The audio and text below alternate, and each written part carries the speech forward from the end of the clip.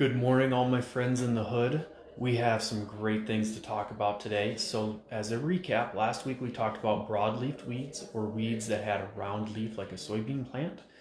This week we're going to talk about grassy weeds, those invasive plant species that come in. A lot of times they have a wider bladed grass. Oftentimes we'll hear terms like crabgrass, quackgrass, and all sorts of different types of grasses. And at the end of the day, what we want are those beautiful, soft, fine-bladed Kentucky bluegrass type cultivars in our lawn. And we're going to talk about how we make the distinction. So key, we get the phone calls all the time.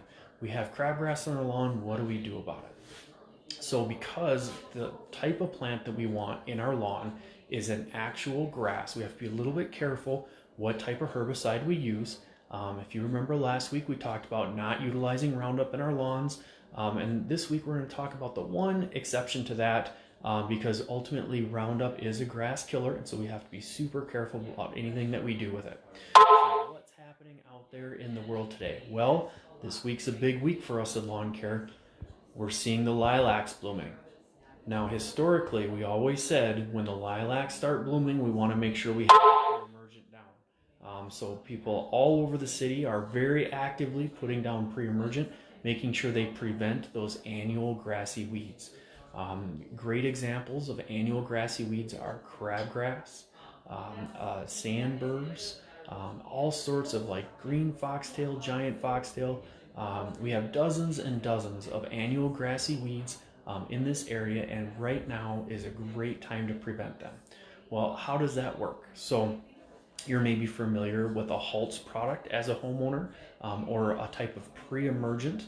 And the way it works is when a grass seed has a life cycle where it germinates from a seed and regrows from a seed every year. Imagine a corn plant, right? We put a corn plant in the ground, and that later that year the corn plant emerges and it makes new corn seed, right? Okay, so this is the same idea with crabgrass, sandburrs, foxtail, and other annual grasses. It grows from a seed every year.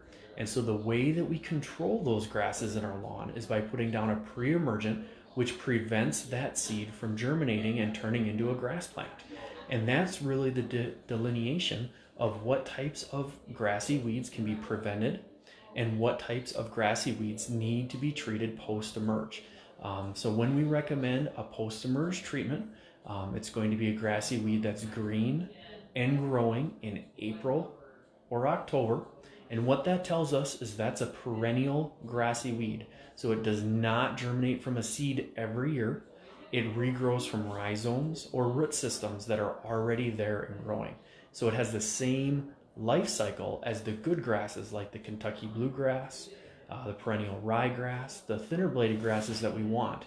And what happens with that type of grass, like a quackgrass, that or smooth brome is growing really fast right now, is those types of grasses have to be touched up ever so delicately, sometimes as delicately as a little paintbrush, or a larger sponge on a wick, with a non-selective herbicide, a type of herbicide that's just going to kill everything that it touches, and it will actually kill a perennial grass, and that's the most effective use. So that's the one time where we might do a little touch-up with a Roundup specifically for the undesirable perennial grasses that we want to get out of the lawn that are green and growing in April or October. So what happens when these lilacs are blooming? Well, that tells us that soil temperatures are moving from 50 to 55 to 60 degrees. And somewhere in there between 55 degrees and 60 degrees for a solid week, 5 full days of soil temperatures above those temperatures, that's when those nasty annual grasses start to pop. And can it be ugly? It can be really ugly. I've seen them in turf where they drown out the Kentucky bluegrass because they grow so aggressively at the end of June, July, and August. That's when we see those annual grasses really go crazy.